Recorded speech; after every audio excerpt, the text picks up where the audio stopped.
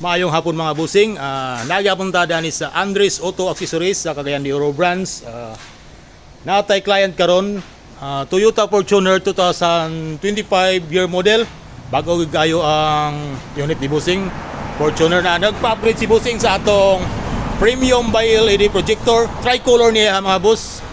O with high beam.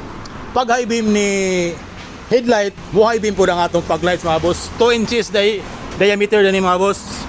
O available po ni siya din sa tricolor nga 3 inches mga boss.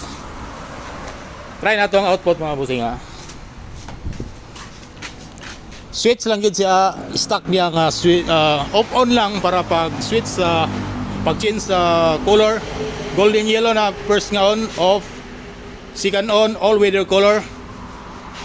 Third on, super white. Og na po na siya high beam mga boss. Pag high beam sa atong headlight, mo high beam po ang atong paglights. Super white with high beam. Golden yellow with high beam. All weather color. Nagya po na high beam mga boss. Duha ka option ang pag-activate sa high beam sa atong paglights mga bossing.